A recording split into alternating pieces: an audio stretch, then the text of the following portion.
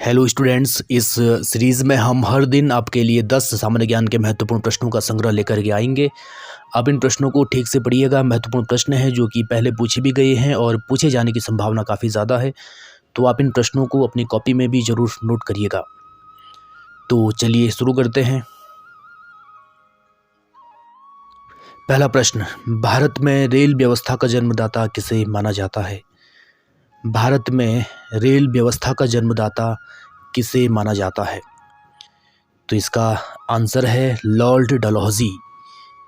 देखिए, भारत में प्रथम रेल वर्ष 1851 में रुड़की में चली थी, लेकिन जो ये रेल थी ये मालगाड़ी थी। भारत में प्रथम यात्री रेल यानी पैसेंजर ट्रेन 1853 में मुंबई से ठाणे के बीच चली थी। तो ये प्रश्न यहाँ से कई प्रकार से बनता है। अगला प्रश्न, दिलवाड़ा के जैन मंदिर कहाँ हैं? दिलवाड़ा के प्रसिद्ध मंदिर कहाँ हैं? तो इसका आंसर है माउंट आबू, राजस्थान। माउंट आबू, राजस्थान। और ये मंदिर जैन धर्म से संबंधित है। ये मंदिर जैन धर्म से संबंधित है। अगला प्रश्न, भारत में मैंग्रोव वनस्पति मुख्यतः कहाँ पाई जाती है? भारत में मैंग्रोव वनस्पति मुख्यतः कहाँ पाई जाती है? तो इसका आंसर है सुंदरवन, पश्चिमी बंगाल में। मैंग्रोव वनस्पति को कच्छ वनस्पति भी कहते हैं। यह वनस्पति समुद्र के किनारे खारे पानी में होती है। मैंग्रोव वनों को अनूप वन भी कहा जाता है। तो आप इन प्रश्नों को और इन आंसर्स को नोट करिएगा। अगला प्रश्न, प्रसिद्ध चिल्का झील कहाँ है? प्रसिद्ध चिल्का झील कहाँ है? तो इसका आंसर है उड़ीसा। और चिल्का झील भारत में सबसे बड़ी झील है जो कि खारे पानी की झील है। और यहाँ से एक और प्रश्न आता है, भारत में ताज़े पानी की या मीठे पानी की सबसे बड़ी झील कौन सी है? तो ये है वुलर झील, जम्मू कश्मीर। वुलर झील, जम्मू कश्मीर। अगला प्रश्न, विश्व जनसंख्या दिवस कब मनाया जाता है? विश्व जनसंख्या दिवस कब मनाया जाता है? तो इसका आंसर है 11 जुलाई। 11 जुलाई 1987 को दुनिया की जनसंख्या 5 अरब हो गई थी। तो संयुक्त राष्ट्र संघ ने इस पर चिंता प्रकट की और जनसंख्या नियंत्रण को बढ़ावा देने के लिए 11 जुलाई को विश्व जनसंख्या दिवस मनाए जाने की घोषणा की। तो ये 11 जुलाई विश्व जनसंख्या दिवस। अगला प्रश्न, द्रव की बूंद द्वारा सिकुड़ने तथा न्यूनतम आयतन ग्रहण करने की प्रवृत्ति किस कारण होती है? द्रव की बूंद द्वारा सिकुड़ने तथा न्यूनतम आयतन ग्रहण करने की प्रवृत्ति किस कारण होती है? हम जानते हैं कि जब पानी की जो बूंदें होती हैं वो गोलाकार होती हैं।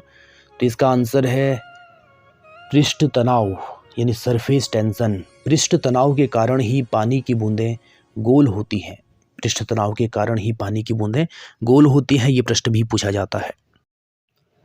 अगला प्रश्न, सूर्य में ऊर्जा का कारण कौन सी अभिक्रिया है?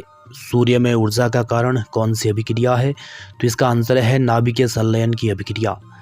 और महत्वपूर्ण कि हाइड्रोजन बम में भी नाभिकीय संलयन की अभिक्रिया होती है।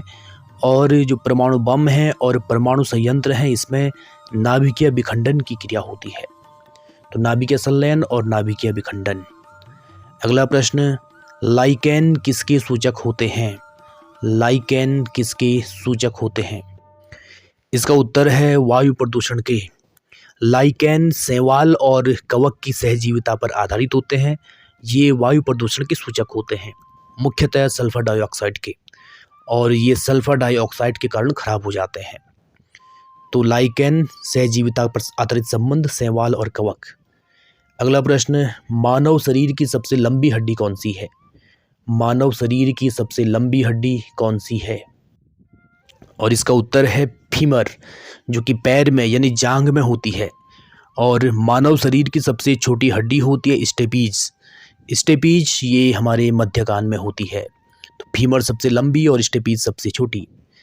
अगला प्रश्न, ध्वनि की चाल निर्वात में कितनी होती है? ध्वनि की चाल निर्वात में कितनी होती है? तो इसका आंसर है 0। ध्वनि को गति करने के लिए माध्यम की आवश्यकता होती है। और अगर माध्यम न हो तो फिर ध्वनि नहीं चल सकती है। ध्वनि की चाल निर्वात में शून्य होती है और सबसे अधिक ठोसों में होती है, ठोस माध्यम में होती है। और हम जानते हैं कि सामान्य ताप पर ध्वनि की चाल 330 मीटर पर सेकंड या 332 मीटर पर सेकंड होती है। ध्वनि की चाल निर्वात में शून्य होती है, जहाँ पर कोई माध्यम नहीं है, कोई वायु या कोई द्रव या कोई ठोस नहीं है। तो ये आज के 10 प्रश्न थे, इनको ज़रूर याद करिएगा, काफ़ी महत्वपूर्ण है, हर प्रतियोगी परीक्षा में पूछे जाते हैं। तो आपको अगर ये पहल पसंद आए तो ज़रूर कमेंट के माध्यम से बताइएगा और इन प्रश्नों को अपनी कॉपी में नोट करिए और ज़रूर इनको याद करिएगा, अक्षरशः याद करिएगा। आप अगर एक दिन में 10 प्रश्न याद करते हैं तो 100 दिन में आपके पास 1000 प्रश्न हो जाएंगे और एक बड़ा अच्छा संग्रह आपके पास होगा। तो चलिएगा, फिर मिलते हैं अगली वीडियो में, तब तक के लिए शुक्रिया।